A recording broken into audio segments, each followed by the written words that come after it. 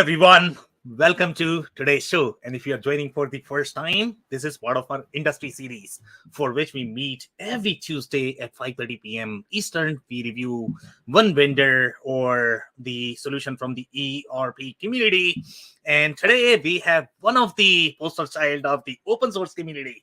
It's called ERPNext. So we are going to have a lot of fun discussing that. Before we do that, we are going to start with everybody's intros. I am going to start with my intro. If you don't know me, Sam Gupta, principal at 𝗘𝗥𝗣𝗊𝗲𝗀. 𝗘𝗥𝗣𝗊𝗲𝗀 is the independent ERP and digital transformation consulting firm. On that note, I am going to move to Dave for his intro.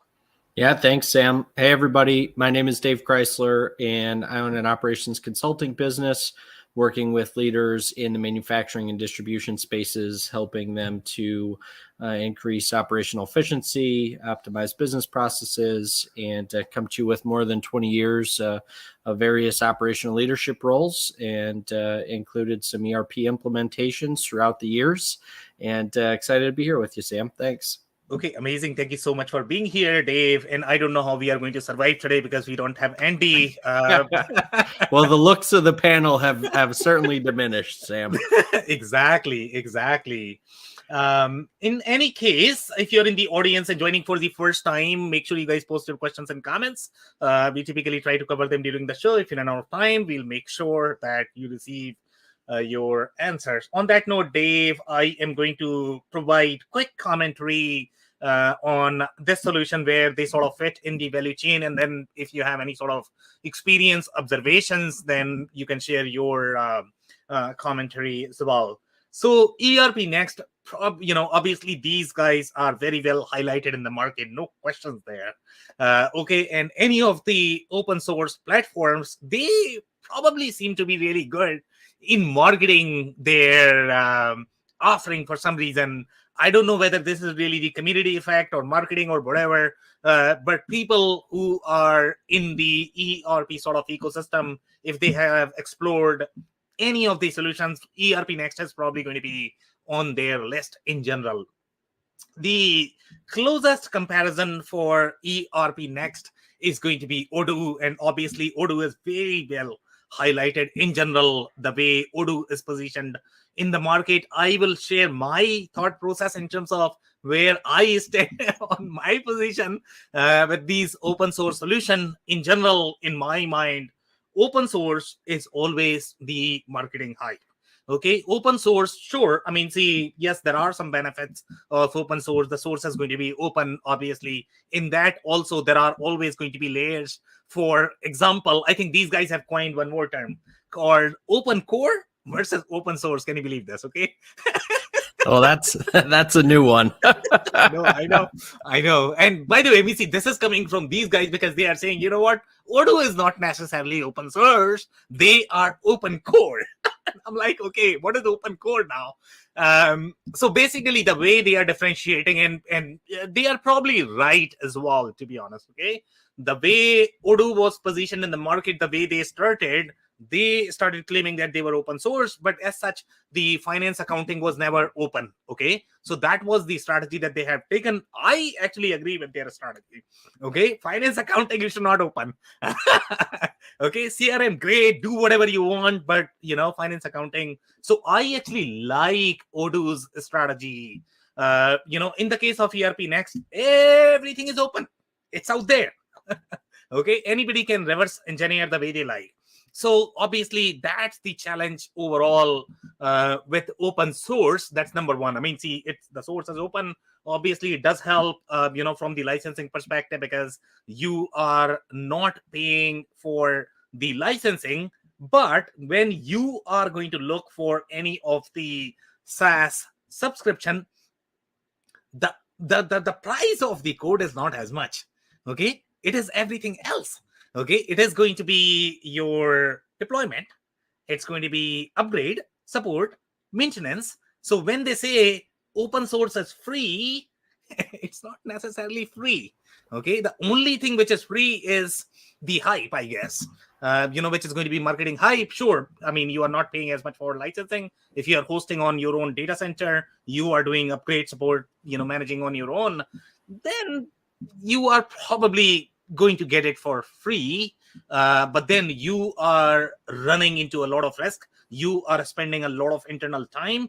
Now you have the IT department of 50 people who specialize in security, cybersecurity, cloud deployment, development, supply chain, finance, manufacturing. If you have all of that, great.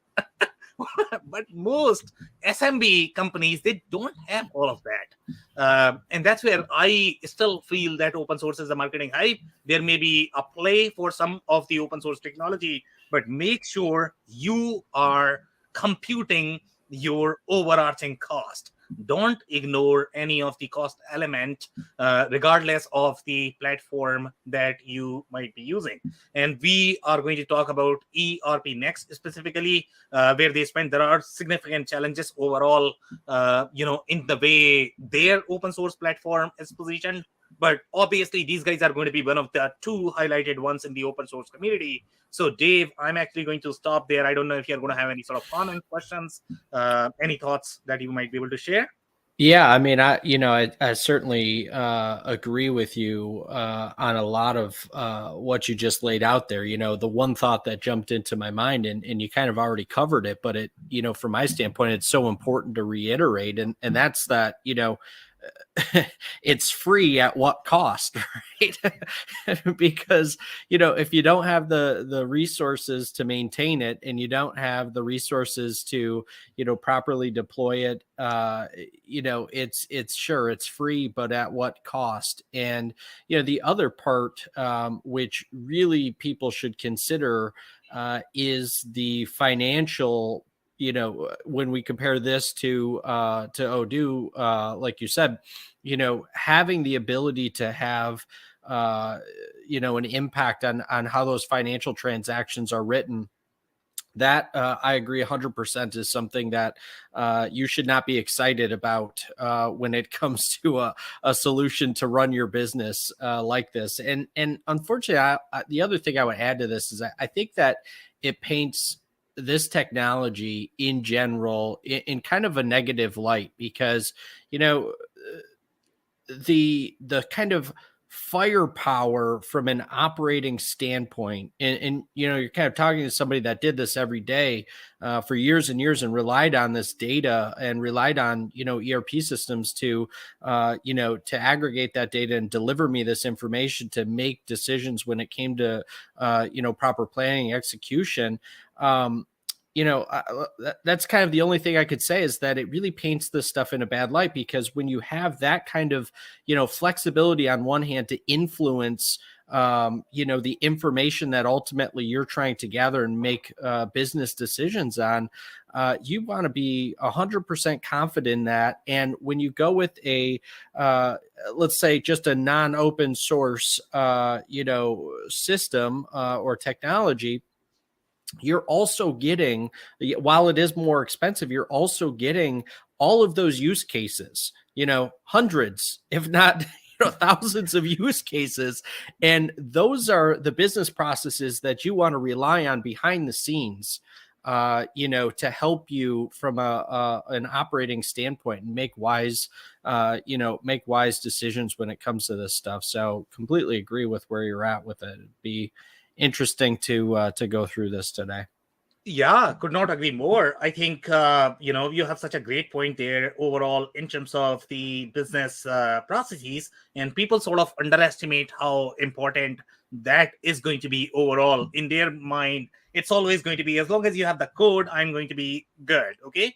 But the two layers that are equally important, and they are probably going to be slightly missing with open source. Number one, the quality of documentation, and number two is going to be the quality of the business processes in general. If you look at the Odoo ecosystem or ERPNext ecosystem, you don't really have the seasoned consultants practicing in those spaces, so you are going to miss that. So yes, you are going to have developers, but developers are simply going to code, and they are simply going to assume that you sort of you have written the spec. And the best way to think about the spec is going to be, hey, if you have the IKEA instruction sheet written somewhere, then anybody can assemble. Okay. But creating that sheet is a rocket science. in general. And that's what is the hardest part in the ERP community. And that's where I think the commercial packages add a lot of value.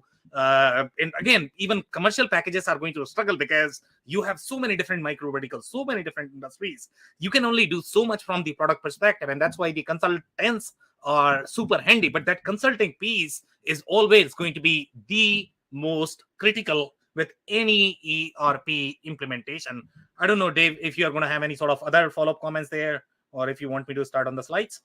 Yeah, I think we could get into the slides. I mean, I would really just reiterate what you've already laid out, and I think we'll get into some additional information here. I mean, the one question that kind of jumps to mind is, who ultimately is the target for this? Because to your point earlier, who you would anticipate, right? Somebody in that SMB space, they're not going to have the layered infrastructure from an IT standpoint, just from kind of high level IT, not even a kind of application development standpoint, for sure internally, right? So it's always interesting to kind of think about who is the real target with this, and how do they end up being successful in the long term? Does this end up being kind of a stopgap, before they recognize that, hey, we need to go with something more commercially, accepted in the marketplace? So I'm actually going to answer that question, and then if you have any other follow-up commentary, then you can follow up with that. So in most cases, I think the reason why these companies are really successful and they are so well commercialized in general is because their target is going to be two agencies. Number one is going to be either the development-centric agencies or the companies that are very technically heavy. That's number one. And number two is going to be internal IT. Okay. And the reason for that is because IT is trying to communicate, this is, in this particular case, I mean, the code is going to be open. We are not going to have any sort of problems. We can resolve any sort of defects that you are going to get. So from their perspective, if you really think about it, it's a gold mine, and that's why they really like the whole idea of open source. But if you really think from the IT's perspective, IT is not going to have as much business expertise. Okay. And business does not have as much expertise in documenting those requirements. And that's where the real gap is. And even IT, I mean, they are not consulting on a daily basis. So it's extremely hard for them. And that's where the wires get crossed. And that's why you have so many failure rate, with open source, just because that the whole consulting piece is missing. So in general, their target is going to be the development agencies as well as the IT. And by the way, Dave, if I were completely selfish, completely mean, to be honest, okay, I would appreciate this platform because I can pitch that, I can take care of everything for you. Okay. You as SMB, you don't have to worry about anything. You are not paying for the licenses. The only fee you are paying is to me, and we can take care of your entire IT. So if I were completely mean, then I would actually appreciate this platform. But that's not good for the customer. That's not good for the business. Yeah, well, I think that's the exact point, because when you think through that scenario, which may sound attractive to many, many people, when you think through the rest of that, what happens when there's turnover within that agency? What happens when there's, some sort of unforeseen change? And then you talk about, and we touched on it earlier, but you talk about then the maintenance costs that are associated with coming in after the fact. If you have to replace that agency, let's say, with somebody new, and then them going through and saying, well, the way that this is working behind the scenes isn't the way it should be, so I've got to go ahead and redo all of these different things. And you're just talking about that continued maintenance cost that ends up being ridiculously out of control. Exactly. And I am going to make one more point there, and then you can offer your follow-up commentary. I don't know where that break-even point is, to be honest. Okay, when I look at the licensing cost of some of these enterprise platforms, obviously it's humongous, and that's why some of the customers, they are like, okay, I'm going to pay $200,000 per year in the license on public cloud, and then I have something here for free maybe I'm going to pay 40,000-50,000 or whatever for the deployment, then they are not necessarily considering the support cost. So obviously, even when I compare that, sometimes I struggle, okay, 200,000 or this one. Okay, but in this particular case, I guess when you are looking at open source platform, then your consulting cost in general is going to be higher. If you are going to take this on your own, you won't be successful, okay? And we have seen challenges where companies are not even able to go live, or the platform is going to be so bloated that you will not get the business results. So that's where the consulting expertise comes in. If you can hire a consulting firm and then selecting the open source platform, they can guide you in terms of how to manage the expectation. Don't over engineer, don't over bloat, then there could be a business case, I guess. I don't know. I mean, I'm not too sure about the break-even point, but there has to be some sort of a break-even point in between that. But I mean, I'm always more conservative in general. So I like the commercial packages a lot more than the open source, to be honest. But Dave, I mean, if you have anything there, then you can offer, or no? Yeah, I think we could kind of continue to go down this path, but I think we should get to some slides. Okay, amazing. So we have one comment. Let's cover that, and then we can discuss the slide. So here, Anders is saying, by the way, Anders Green, ANDERSG or EAN, follow him, amazing guy.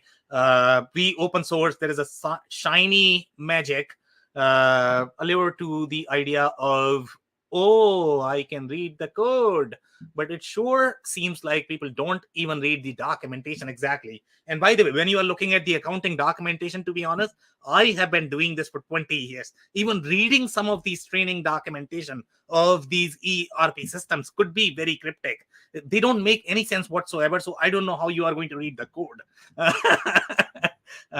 So yeah, I don't really think that the people who claim that they can read the code, they don't understand or appreciate the complexity that goes in creating an ERP system. And even if you understand, let's say, the minor piece, you are going to be struggling with a lot more that you don't even know in your head right now. And that's the kind of complexity that we are talking about.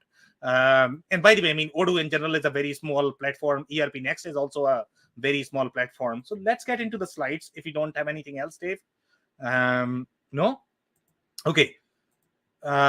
So here, ERPNext. So some of the commentary here with respect to ERPNext, this is coming from 2020. And here, one of the announcement, I am happy to announce Rain Matters, I believe, right? Investment in ERPNext, the biggest free open source project out of India. Okay, so this is probably the second ERP system that we are reviewing from India. I believe the last one was 𝗬𝗲, which is slightly more packaged software, really small, QuickBooks category. So this is probably the second one. Okay, ERPNext is a highly customizable, out of the box ERP that contains scores of modules. I don't know what that means.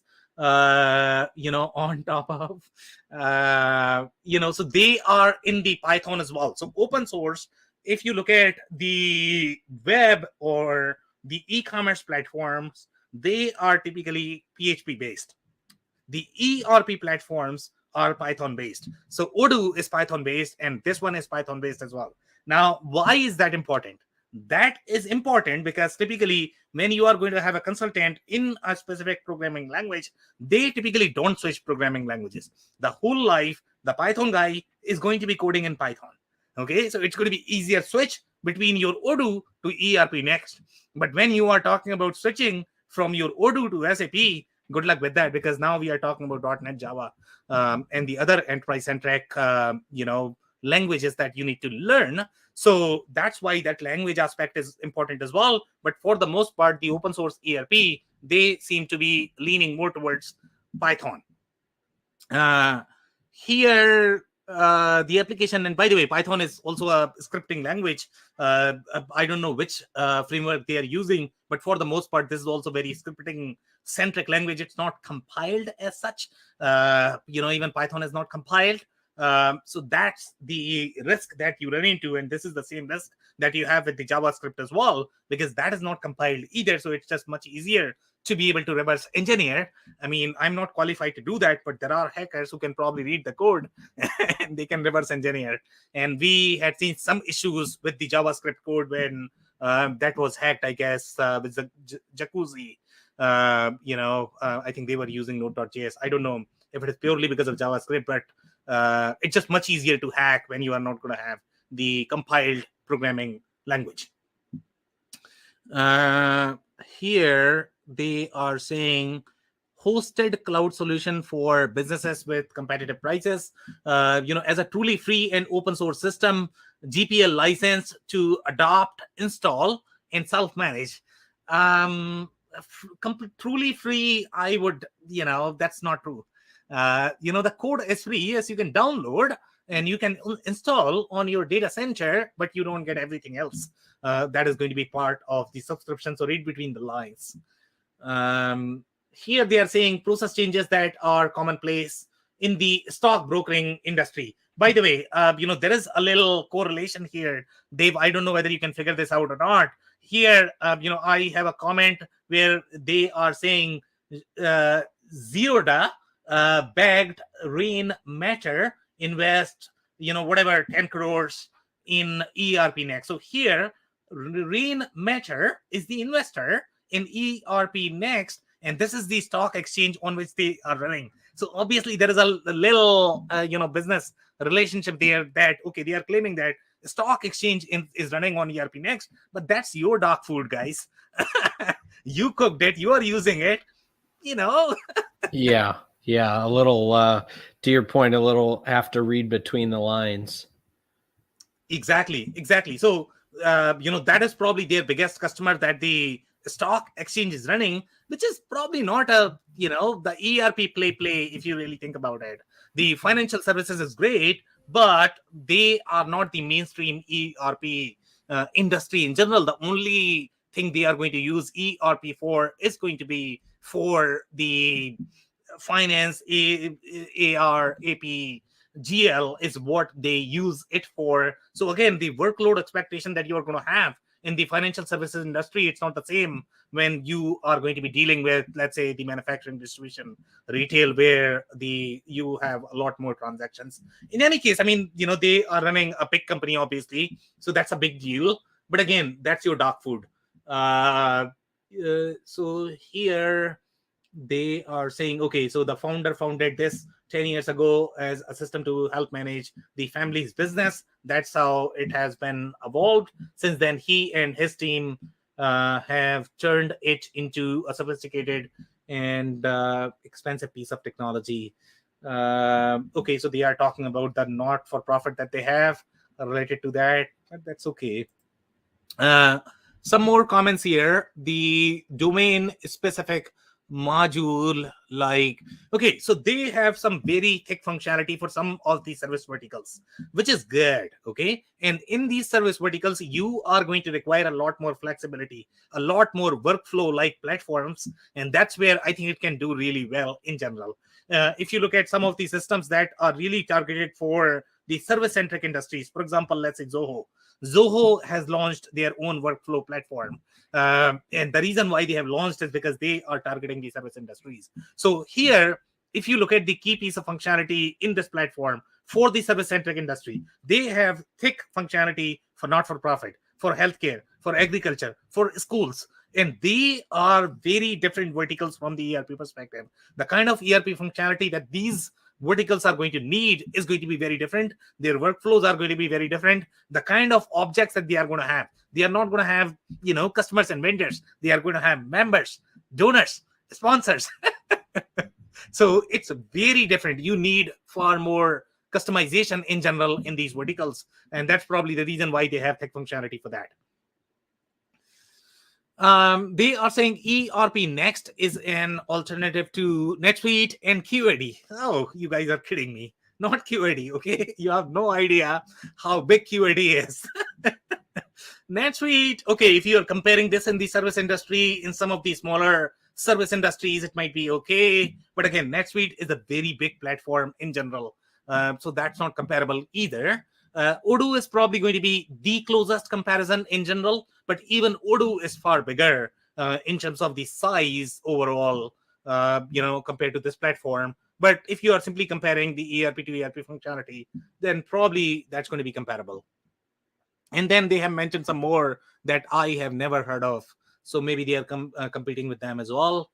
And then they are claiming that they are in the ERP front runners list by Gartner as what is that? The pace setters.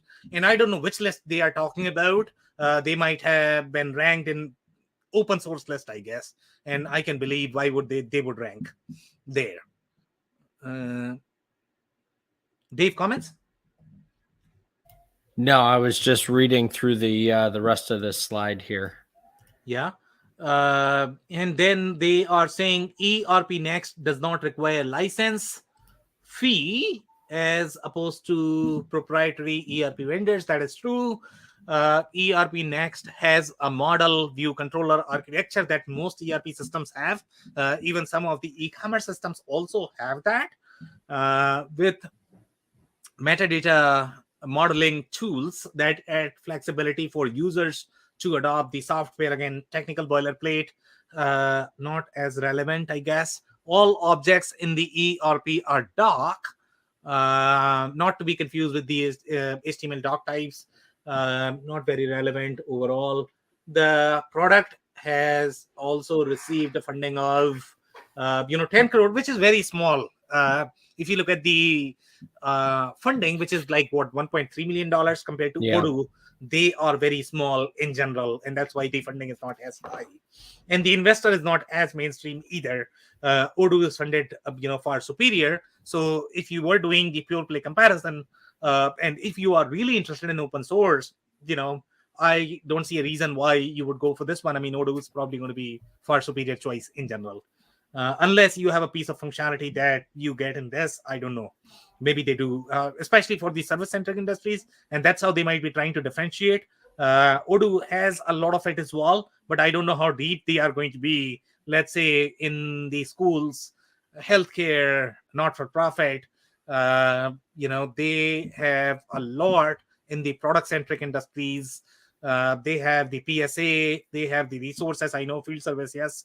They have a lot of CRM marketing. So, but I don't know if they have a lot for not-for-profit. Okay, I don't see anything else here. Okay, so here, this is the community. And in the community, in open source, you are probably thinking that they are going to have millions and millions of users. Okay, because obviously the community decides, okay, how many users you are going to have. And, these people are trying to build their resumes. So obviously that's why they want to hang out in these communities in general. That's why you have, developers committed to the open source platforms, because it's good for their resume. They improve their coding skills, and that's the reason why they are investing time in these communities. So here we have only 18,000 users. Can you believe this? Okay. And, that's very low. Odoo, when they talk about, even though they might not have as large market share, but their community is very large. They have millions and millions of users. And that's the comparison. So if you look at the funding as well as number of users, ERPNext in general is very small right now.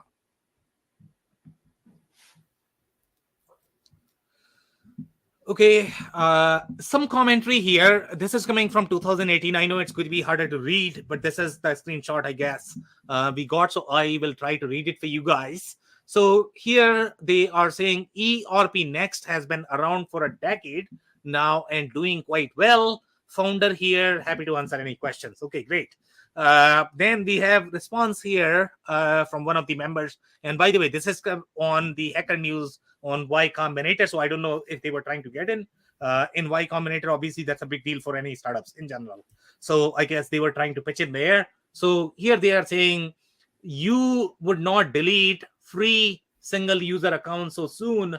Do they still exist at all? I tend to try ERPNext from time to time with long pauses in between, often have to create a new account. So I guess that could be one of the concerns why they have so lower open source members. And I don't know why they are deleting the account. And they could be deleting because they are paying for the infrastructure. Okay, somebody has to pay for those transactions. Even if you are hosting an open source community free, somebody is paying the bills. Okay, so that's why they probably have to delete, but that's not good for the community. And the reason why they are deleting is because they don't have as big a sponsor as Odoo, I guess. Because in the case of Odoo, investors are pouring in money in the hope that one of these days these guys are going to make ton of money. But here that's not the case. So here they are saying, what is the typical size complexity of a typical company using could LDL, and LDL I guess is the biggest grocery. I don't know, Dave. Maybe you have a lot more background there. LDL is the company from the UK, I believe. They are probably in the grocery space, probably one of the largest. Okay. LDL have used your software, and they are saying they are $500 million, and that's euro, so obviously closer to $1 billion, I guess, in dollars. Have even implemented their complexity own solution for that money. So they are saying, okay, can ERPNext work for this large company? Okay, and this is where I struggle with the pitch and their own sort of understanding of their offering, right? So here the founder is saying, so Dave, that's the important part. Right, it's right. The founder responding, and wait until you hear what he says in this. So here the founder is saying there have been a few very large implementations of ERPNext. Okay, great. If I were to consult Liddy, we would have done a few low risk pilots, starting with their warehouse or back office. I would have gone for a federated architecture where each store warehouse would have its own system that would then be considered consolidated at higher levels, rather than going for a mega instance, of zillions and zillions of transaction rows. There are, many interesting things you can do when you have open source system. I don't know how open source system is going to help with the transactions. Okay, you can work in your advantage. So Dave, let's touch on these layers. So number one, federated architecture. Okay, so first thing, that's not an ERP. That's not an ERP. When you are deploying this in a siloed manner, let's say first you are deploying warehouse, then e-commerce, then something, and then you are trying to consolidate all of that. That's not an ERP. By the way, founder does not come from the ERP industry.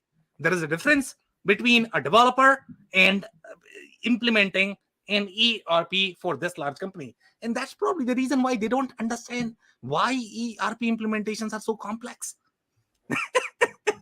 Okay, that's why he's thinking, you know what? I'm going to do it in federated architecture and, do these small pilots, and somehow I am going to figure out how to consolidate these books. You have no idea how complicated it gets with those MRP runs. That's why ERP systems are so complex, just because you can do a pilot in a warehouse. That is not an ERP, guys. Okay, that's some siloed app, and you are simply doing a POC and trying to figure out one of these days it's going to work magically. It doesn't work that way. If ERP systems were so easy, anybody would be able to do it. So again, that's the founder speaking about this thing. So again, this is a very small system. If you are a very small company deploying in 10, 20, 30, 40 people shop, you might be okay because you don't have the transactional maturity. You are somehow trying to save money in licensing. Okay, if you really feel that, you probably have internal developers or whatever. But when you look into the real ERP maturity, planning, scheduling, that's where you need a real ERP. This is probably not a real ERP in general. So especially with the kind of comment he's making. Dave, any follow-up comments there? No, I mean, it was really surprising to read this. It just kind of can't help but chuckle for all the reasons that you pointed out. And I really just kind of, again, looking at it from the businesses I'm typically working in, I really struggle to find where the value in something like this would be, even from the, kind of marketing position of the open source and the flexibility, even looking at, a QuickBooks type of an implementation, and then the additional kind of, apps that exist to, to help offset the functionality there. I really struggle to figure out what the advantage would be to go down this path, because there's just, to me, there's so many so many potential problems that could unwind, especially around that financial governance piece. I mean, not even getting into the complexities of utilizing this information to do real planning, real, inventory management, right? And I get it. This is maybe a bit outside of, that with some of the, businesses that we talked about, but even on the nonprofit side, I've got a good relationship with a local nonprofit here, and kind of knowing their complexities, to your point about donors and business donors, individual donors, and their how their marketing works, and how all of that kind of integrated spend happens, and their custodial accounts, and then their their endowments that they've created. I mean, there's just a ton of complexity in most businesses. And I really struggle to figure out what the advantage is for a system like this. Again, if they are being true to themselves, I mean, this is a great SMB platform. Okay, so if you're going to be up to 50-ish, people shop, then again, Odoo, ERPNext, they both are going to do great. Their segment is, rather than utilizing QuickBooks, you have far more integrated platform. So I like ERPNext as well as Odoo for that space. But when you try to claim that you are SAP, you are probably crossing the line. Okay. I guess that's probably the point here, right? And it's not different than some of the other solutions that we've looked at, but back to that slide a couple of slides ago, comparing where they're feeling as though that they fit in there. I think this would be a great example of, if you were to narrow your lane and really own that, then to your point, you could probably make that connection much easier than, kind of where I'm struggling to make it, because as I'm thinking through different scenarios and things that I've, run into, I'm thinking, this would be a struggle. It'd be a real struggle. Exactly. Let's move on to some more comments here. So here, this is the pricing, and we are going to do a little math, Dave, together to understand, what pricing are they claiming and whether the claim of free is really free or not. So obviously, the first one is the $0, self-host, meaning you are responsible for everything. The only thing which is going to be free is going to be your code. So you are still paying for the infrastructure. Let's say if you rent even on Amazon, Google, Microsoft, wherever you are renting the capacity from, they get very expensive. Even if you are renting a simple, machine on these spaces, the cost is going to be probably $1,000, $1,200 per month, which is like, $20,000. And, if you look at in this space, if you look at 10, 20 users, if you're looking at the commercial software, they are probably going to cost the same. So again, when you look at the infrastructure cost itself, that itself is going to be, even that itself is very expensive. So here they are talking about $0 self-host, no support, not even on the core itself. No support, guys. Can you believe this? Okay. So here, the next is managed hosting. So this is $10 per site per month. Obviously, this is very lucrative in general. Here, users, you can have as many users as you like. This is the managed hosting. You have all features. You have the managed hosting. But still, I don't think you are going to have the product warranty is not there. Can you believe this? You are keeping your financial data, and they don't have product warranty. And there is a reason, because there is a legal obligation, guys. Okay, they are not offering warranty for a reason. You are keeping your customers' data. You are keeping your financial data. You are sitting on the risk. You have to have support from OEM, regardless of the software you use. Okay, so here, no support. So, okay, so the best option for you probably is going to be this one. So here we are looking at roughly what? $400 per site per month. So let's do the math here, Dave. So this is probably what? $5,000 is going to be per year. And this is only up to 10 users. Can you believe this? Okay. Now we have all features. We have managed hosting. This is where you have the product warranty. You have the functional support. Obviously, this functional support is going to be just the support from them. They are not going to have as much consulting background in general. Here we have the additional users, which is $40 per month. Again, $5,000 per month, you can get a lot of different packages in the market that could be commercial, and it could be the same cost. Now, even this one is probably not going to work for you if you look at the companies that are going to have up to 50 users. This is where I think most businesses are going to fall. And if you look at the cost of this, which is what, $1,250 per site per month, by the way, Dave, per site. Okay, so let's say if you have 2 manufacturing facilities, you are probably paying $2,500 per month. Can you believe this?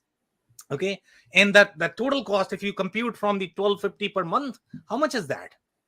That's probably 15ish, 18ish thousand, right? Yeah. Well, right? And the other question I would have around there, which I'm assuming I know the answer, but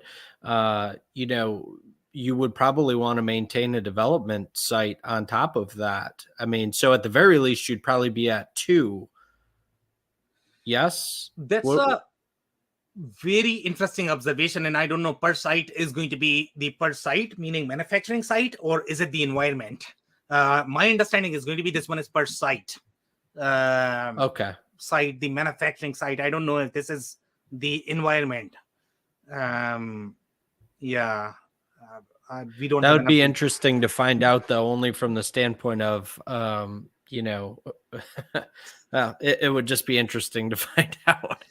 Exactly, but great observation, I guess. But I mean, the point I'm trying to make is if you look at the overarching cost, okay? So even though it is open source, but the pricing is probably going to be similar to what you are going to pay to your commercial packages, even though there is a marketing hype that you are going to get it for free. You are still not getting the documentation, you are not getting support, you are not getting the upgrades, and you are probably paying about the same. So I don't know if there is real tangible benefit of open source, with the only exception is that it's probably going to feel good that you have code.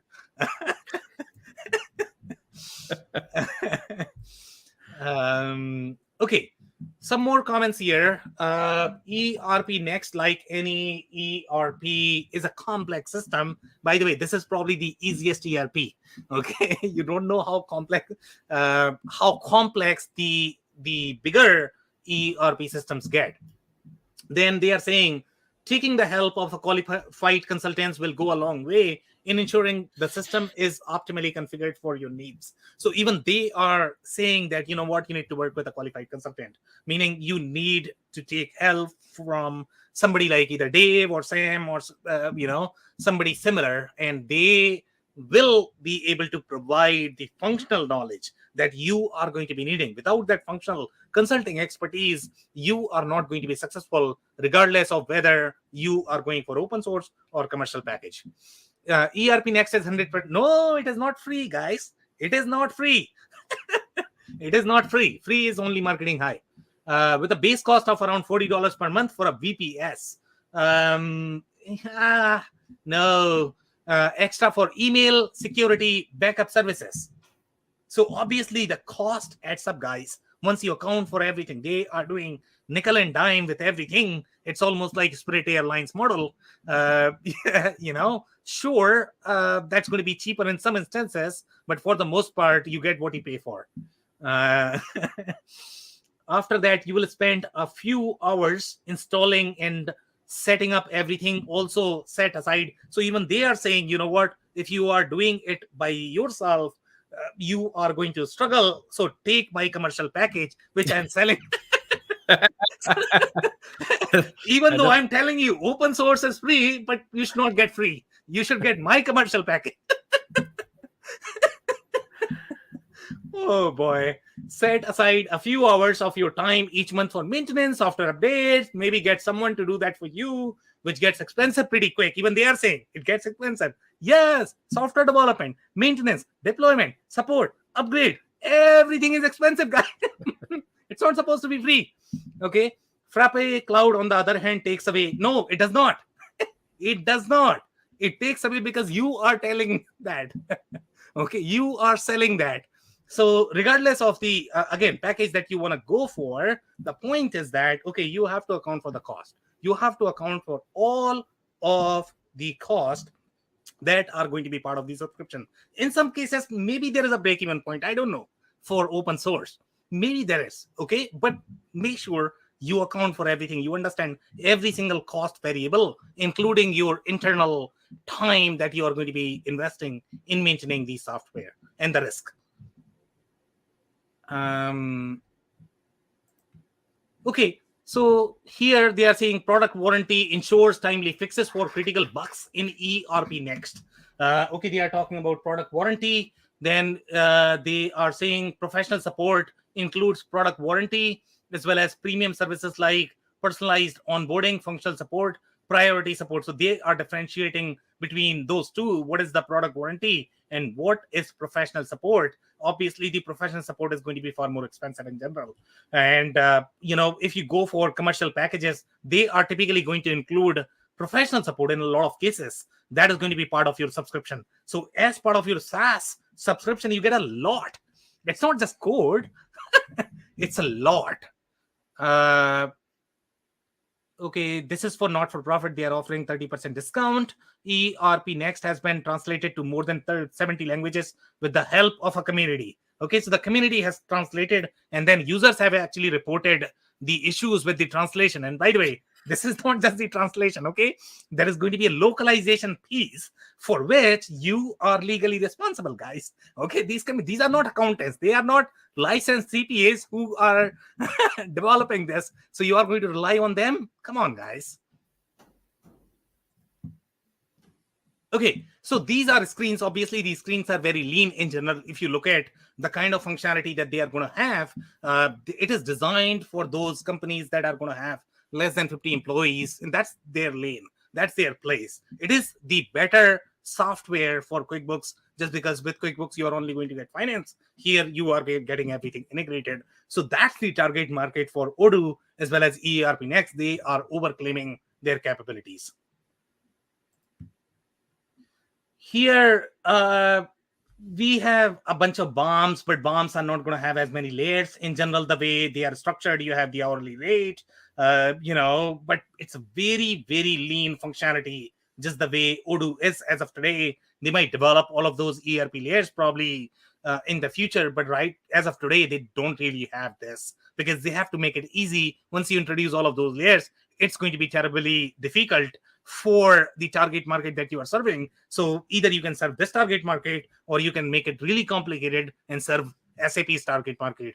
So you have to decide, okay, which target market you are going for. Now, this is the shop floor. And again, if Andy were here, then he's going to look for the finite scheduling. Guys, don't even think about that, okay? You don't have all of that, okay? This is a Trello board, which is great, but this is not manufacturing, okay? This could be great, again, if you are a two-people shop, great Trello board. But I mean, again, you are not there with respect to planning. You don't have to do all of that. Once you get to, let's say, 50, 60 people, then you are going to get into the serious planning, and then you'll gain from the operational efficiency perspective. But this is all baby stuff. Here we have a lot of different functionality for the educational institute, which I like personally. So here you are going to get very unique functionality for teachers, for the students, for the members, for donors. All of that is built, which is amazing. They are providing a lot of functionality out of the box for these institutes. The not-for-profit, look at the kind of functionality that they have. They have membership type, they have donor profile, which is very unique. I mean, the core ERP is going to struggle significantly. You need not-for-profit packages for the not-for-profit space. So here they obviously have a lot of things built up as part of the package, which is wonderful.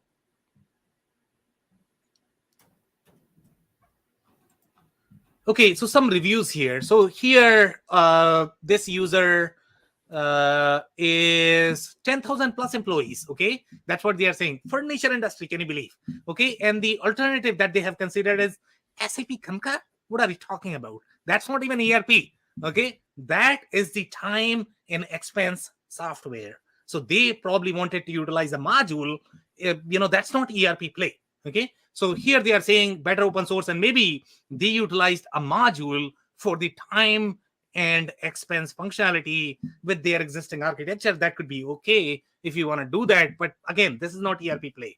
So here they are saying best open source ERP that is better than even paid ERPs. Again, the look and feel is going to be easy because it's designed to be easy. Okay, it's designed for smaller companies. It's going to feel easy. Okay, because it does not have all of those bells and whistles that your bigger ERPs are going to have. So pros, the look and feel of ERPNext is very appealing. Agreed. It is in line with the present best practices followed in UI UX. UI UX in general is very subjective depending upon the target user. So UI UX is great for the company that is going to have 50 employees, or if you're looking for simpler use cases, but that is not going to work for the other users. So here the software can integrate with some of the open source PLM tools like Odoo. Now, you are integrating with Odoo? What's going on here? Odoo is supposed to be the competition. Why would you integrate PLM? And by the way, here we are talking about time and expense. Here we are talking about, so something is completely off about this review. Okay, and open source MES and IoT tools. So obviously this particular user did not have much experience with the ERP implementation. They just bought something and trying to create something. I don't know why. One more review here, 11 to 50 employees. That's probably the right target market. They considered Odoo. Now, this is the right comparison. Okay, this is a fair comparison. This is 5 months ago. ERPNext is a hardware product startup in the e-mobility space. They are saying product management, they have wiki, they have learning management system. Obviously, they have a lot of bells and whistles, even for the ACM product category, which is good.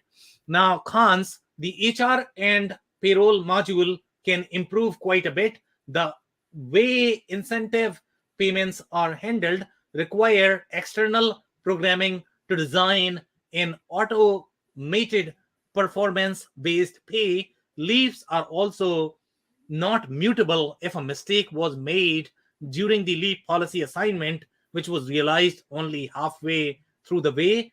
And then this is quite important considering the constant switching of employees between work from home, hybrid, remote, each of which have a different leave priority within the company. Now, the reason why these platforms feel so simple is because they are not designed to be configurable. The assumption is that you are going to have in-house developers who can jump onto your code and develop. That is against the whole ERP philosophy.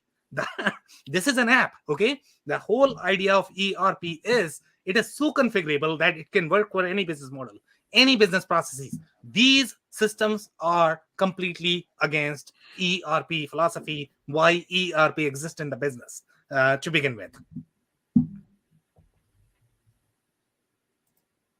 Okay, here we have one more, comments 5 months ago. By the way, bugs. Can you believe this? Bugs in the ERP system. You are running your business. You cannot afford to have bugs. Okay, so here they are saying the Frappe org would focus more on all of the technical debt rather than new features. By the way, this comment is coming from 5 months ago, not for fixing bad code, which means, when you are going to get the support upgrades from the community, you are getting a lot of bugs. And if you are going to be investing time in that, good luck running your business. I don't know how you are going to run the business. If you're developing a product, then it's a different case. You are selling that product. That's why you can afford to have bugs, but not for the software that is running your business, that is doing financial reporting. Here, unfortunately, open source means that some code is not high quality, and that is right, because these developers are getting trained. Can you believe this? Okay, they are in the community because they are getting training. They are building their resume. So you have a bunch of interns coding and committing the code that you are going to get. So good luck running your business on that code. Well, and I think the next line underneath that really tells the tale. The many bugs are quite serious, particularly around the payroll module. Not something that we generally want to have problems with. Dave, if you don't get 1 month pay or maybe you get 50% off, you're not going to complain, right? Yeah. Good luck explaining that to the team. Exactly. So here we have 2 to 10 employees. They have considered QuickBooks Online, but QuickBooks Online, at least you are going to have the financial reliability that QuickBooks is a commercial software that you are going to be safe.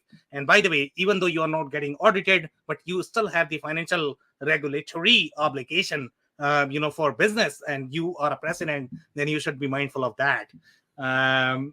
Here they are saying updating ERPNext when you have customization can be a pain, especially if the ERPNext foundation has major maintenance updates. Expect that your custom code will break and will need to be revised. Now, you have to customize because you are not going to have as much configurability in general in the software. So you are going to be writing a lot. You are relying on your IT, your developers, and they are going to be over-engineer the hell out of the system. So obviously, you are going to get update issue each time. Can you believe this?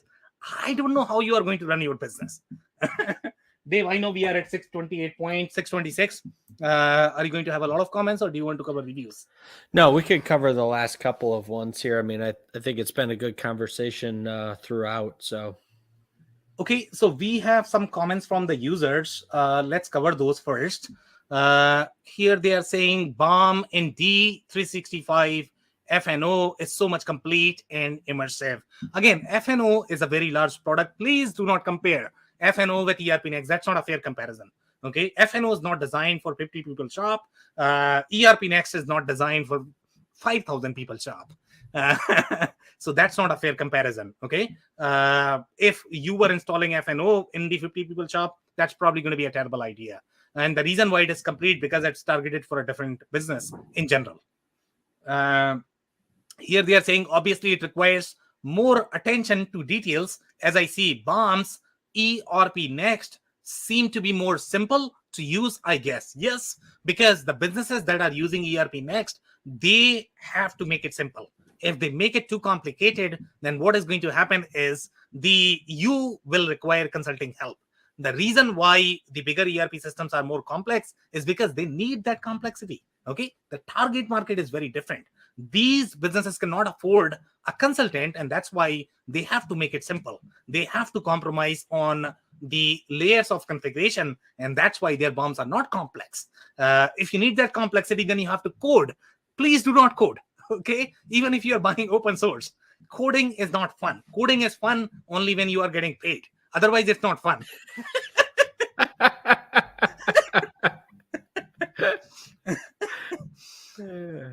Dave, 2 more minutes. One more slide or comments? Yeah, we could go to the comments. That's fine. Okay. All right. Your show. Yeah, interesting solution for sure. Definitely learned some things. And, as I was thinking through this, and one of the last reviews kind of touched on this, and it's the thought around the configurability and the kind of marketing hype behind the open source or the open core to your point. But to me, what's interesting and what that last review had said, when there are major code revisions, regardless of the solution we're talking about, there's a potential for your customization to break in and of that. And so, obviously additional testing is required. So, I think it's important for people to recognize that, while I say that there are, in most cases, from a process standpoint, kind of best practices for your particular organization, the one thing that you can pull from a more global best practices scenario is in a commercial software ERP, platform, you are relying on hundreds, if not thousands of use cases that these business processes have been developed.